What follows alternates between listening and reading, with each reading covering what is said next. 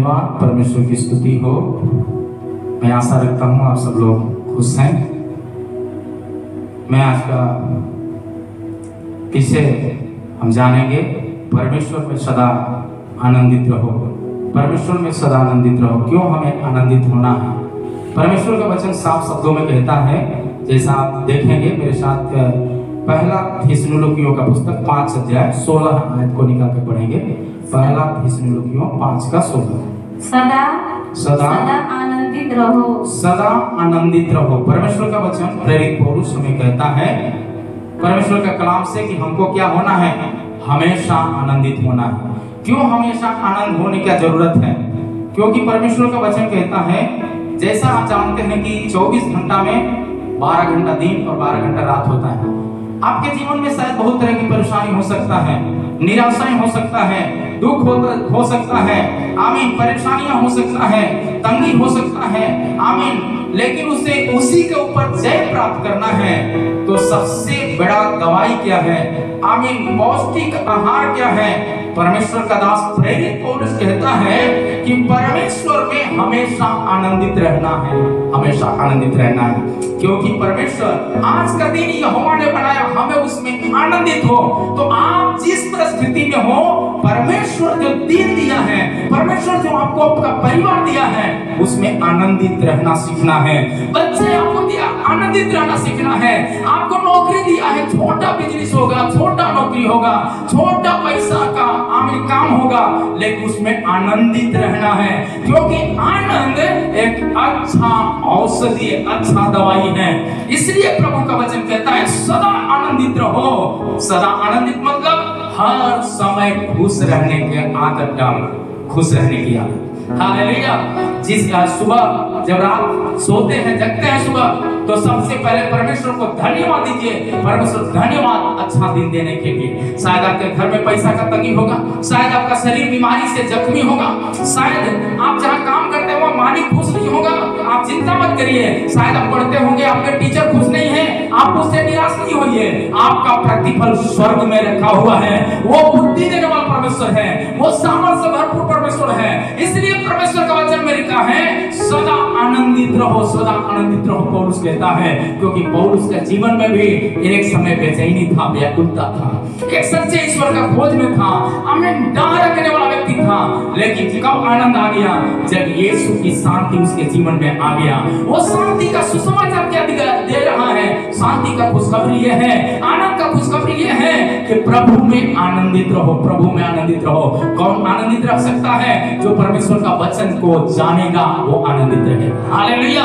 अगली बात है रोमियो का पुस्तक 12 का 12 आयत में लिखा है, आशा में आनंदित रहो। आशा में आनंदित रहो, आशा में आनंदित रहो, आमीन। कलेश में स्थिर रहो, और कलेश में स्थिर रहो।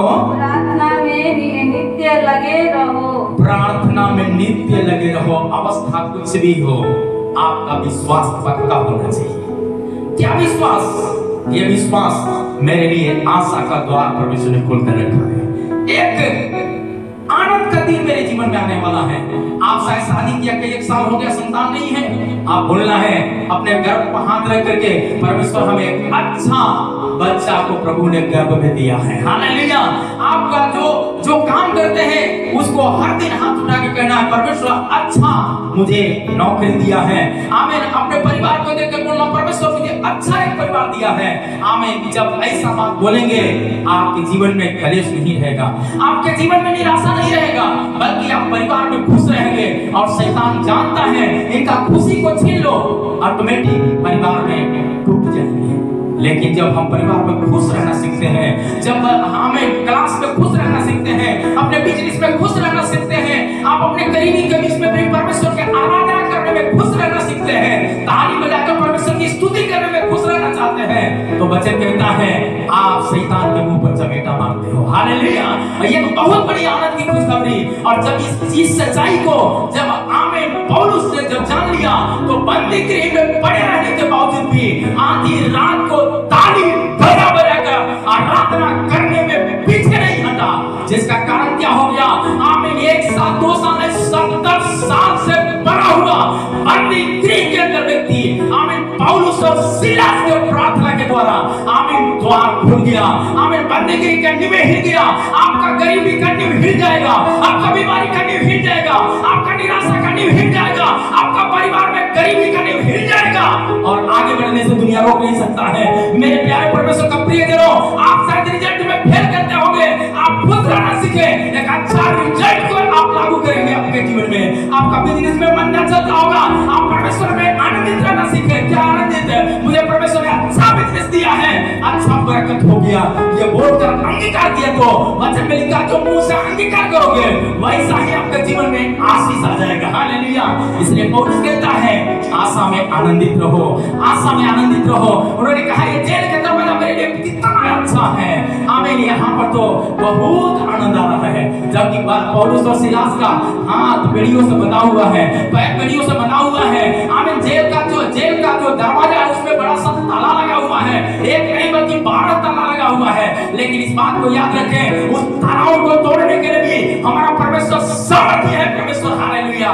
जब वो लोग आराधना आनंद से करना शुरू किया, ताला खुल गए। आमीन। बंदीगिरी का नींव हिल गया। दरोगा जो है अपने आप को क्या किया, जो बंदीगिरी का जो दरोगा था, आमीन, वो आकर के पौलुस और सीलास के सामने कहता है उद्धार पाने के लिए आपको क्या करना पड़ेगा। कब कहा, जब वो डर गया, ये आंधी तूफान को देखकर डर गया। आमीन। वो ताला टूटने को देख करके डर गया। डर करके क्या कहता है, अपना आप तो मैं नौकरी गया, आमीन, परिवार का शांति गया, परिवार का कमाई बंद हुआ, ऐसा सोचने लगा, अपने आप को आत्महत्या करने के लिए सोचा। पौलुस और सीलास कहता है एक भी कैदी भागे नहीं है, जबकि उसमें से सारे कैदी निकल कर भाग गए जो 70 साल से बंधन में पड़े हुए थे। लेकिन पौलुस और सीलास परमेश्वर के दास होने के नाते वो बंदीगृह में, मैं परमेश्वर के दासों को कहते हैं, परमेश्वर के पुत्र पुत्रियों को कहते हैं, आप जेल खाने में आप डरिए मत, आप प्रार्थना करो, बंद मत करिए, आप प्रार्थना में आगे बढ़िए। आपका जेल का दरवाजा वो आज खुल रहा है, परमेश्वर का वचन कहता है।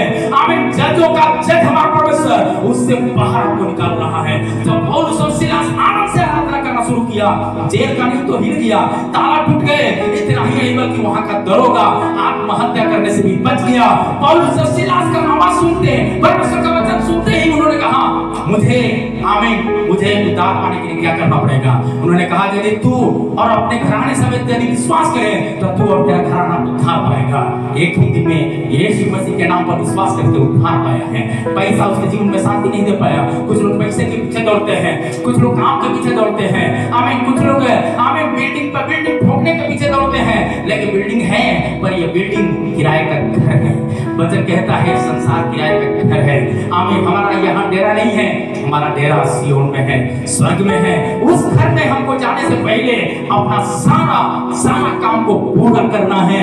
सारा काम को पूरा करके परमेश्वर के भवन तक जाने तक हमको विश्वास में स्थिर रहना है। ये पौलुस और सीलास ने आमीन जेल खाना का बंदीगृह का द्वारपाल को कहे तो आमीन दरोगा को कहता है यदि आप मन फिराए, विश्वास करें यीशु मसीह पर, तो आप ये जाने कौन सा मन फिराना है। घूस लेने से मन फिराना, जलन रखने से मन फिराना, लोगों के ऊपर दोषारोपण लगाने से मन फिराना। यदि मन फिराया तो आज ही तू और तेरा घराना उद्धार पाएगा। मेरे प्यारे परमेश्वर का प्रिय जनों, आप अपने को कोसिए मत है, अपने परिवार को कोसिए मत है, अपने बच्चों को कोसिए मत है। आप कहिए मेरा भविष्य अच्छा हो रहा है, मेरा सेवा अच्छा हो रहा है, मेरा काम अच्छा हो रहा है, मेरा अगुआ अच्छे हैं, मेरा बच्चे अच्छे हैं, मेरा परिवार अच्छे हैं, मेरा पति अच्छे हैं, मेरा पति अच्छा है। ये मुंह से बोल करके हर दिन अंगीकार करेंगे तो आपके लिए आशीष का द्वार स्वर्ग से खुल जाएगा। हालेलुया। परमेश्वर का वचन कहता है ये पौलुस और सीलास ने आमीन दरोगा को भी ये बात सिखा दिया है। एक ही रात में मन फिराकर डूबकर पानी में अपना पाप को दफना दिया, जिसको बोलते हैं बपतिस्मा। हालेलुया। दफन कर दिया, और दफनाना मतलब पाप को धो दिया और धो के एक नया मनुष्यत्व यानी निर्णय लिया। अब आज से घूस नहीं लूंगा, आज से मैं चाहे आमीन दुनिया में भूखे रहना पड़े तो भी मैं दूसरों पर दोषारोपण नहीं लगाएंगे। जब ऐसी बातें जब जान लिया तो क्या हो गया, उसके जीवन में लिखा पौलुस क्या कहता है फिलिप्पियों 4:4 में, प्रभु में सदा आनंदित और वो कहता है मैंने आनंद सीख लिया है, अब हमको आनंदित होना है। हालेलुया। आनंदित रहना है, आनंदित। आनंद क्या करता है, 13 में लिखा है। आनंद क्या करता है आपके जीवन में, 13 में लिखा है 4:13, जो हाँ। मुझे सामर्थ देता है, जो मुझे सामर्थ देता है, उसमें मैं अब सब कुछ कर सकता हूँ। हाँ, उसमें मैं सब कुछ कर सकता हूँ। जब आनंद का चाबी आपका मुंह में रहेगा, आपका हाथ में रहेगा, मतलब ताली बजाकर आराधना करते रहेंगे, घुटना टेक करके प्रार्थना करते रहेंगे, यीशु मसीह आपका जीवन में अद्भुत काम करेगा। आप कोई रोक नहीं सकता है। आनंद का कोई मतलब आनंद को कोई आंक नहीं सकता है। ऐसा खुशी हर दिन आपके जीवन में देखने के लिए मिल जाएगा। इतना ही नहीं, 19 में लिखा है, क्या कहता 19 है इसी का 19, मेरा परमेश्वर भी अपने उस धन के अनुसार जो महिमा सहित मसीह यीशु में तुम्हारे हर एक घटी को पूरी करेगा। हर एक घटी को पूरी करेगा। यस, हर एक घटी को पूरी करेगा और हर एक घटी को पूरी करेगा। हालेलुया। महिमा सहित हर घटी को परमेश्वर पूरी करेगा। हालेलुया। इसलिए वो घटी पूरा होना यदि चाहते हैं तो आइए मेरे प्यारे परमेश्वर का प्रिय जनों, हम परमेश्वर की ओर ताके, परमेश्वर की ओर देखें। हालेलुया। और क्या कहता है, जब ऐसी चीज जब जान जाएंगे तो आपकी घटी पूरी हो जाएगा। जब आनंदित रहना सीखेंगे, आमीन, जब आनंदित रहना सीखेंगे तो होगा क्या, वो सर्वदा आपके जीवन में आनंद का फल बना रहेगा। आनंदित होना मतलब क्या है, रोग से, पाप से, श्राप से, जलन से आजाद हो जाते हैं। क्या आप चाहते हैं आजादी? यदि आजादी चाहते हैं तो आइए हम यीशु नाम पर विश्वास करें। हालेलुया। ले ला यीशु नाम के दवाई। अब हो भाई, ये जीवन में सबसे उत्तम आनंद है। प्रभु इन वचन से बहुत बहुत आशीष दे। आइए हमारे साथ प्रार्थना करें। Hallelujah, hallelujah, hallelujah. प्रेमी महान के कार्य दयालु परमेश्वर स्वामी, हम आपको धन्यवाद देते हैं प्रभु जी। आमीन, हालेलुया। इस YouTube चैनल में देखने वाले जितने लोग हैं प्रभु जी, आमीन, जितने लोग वचन सुन रहे हैं प्रभु, उनका आनंद छिन गया, शांति छिन गया है प्रभु। आज ही उनके जीवन में आनंद मिलने के लिए प्रभु हम प्रार्थना करते हैं। परिवार में तंगी से आजाद होने के लिए प्रार्थना करते हैं। आमीन। स्ट्रोक से छुटकारे के लिए प्रार्थना करते हैं। गिट्टी से छुटकारे के लिए प्रार्थना करते हैं। मृत्यु की बीमारी से छुटकारे के लिए प्रार्थना करते हैं। दुष्ट आत्मा के रोगों से छुटकारे के लिए प्रार्थना करते हैं। कमाई में बरकत के लिए हम प्रार्थना करते हैं प्रभु जी। लोगों का जीवन में आशीष होने पाए, परिवार में शांति होने पाए, परिवार में आनंद होने पाए प्रभु जी। आमीन। पौलुस कहता है सदा आनंदित रहो। मैं फिर कहता हूँ सदा आनंदित रहो। यह आनंद प्रभु आप उनका जीवन में रोम रोम में प्रभु जी भर जाने के लिए प्रार्थना करते हैं। धन्यवाद परमेश्वर, धन्यवाद। जहाँ काम करते हैं उसमें बड़ा बरकत हो, जहाँ सेवा करते हैं सेवा क्षेत्र में बड़े आनंद होने के लिए प्रार्थना करते हैं। आशीष करने के लिए धन्यवाद मांगते प्रभु यीशु के नाम से। आमीन। पिता परमेश्वर का प्रेम, यीशु का अनुग्रह, पवित्र आत्मा का संगति, सहभागिता हम सभी के साथ दोबारा अंत तक आशीर्वाद वचन बनी रहे।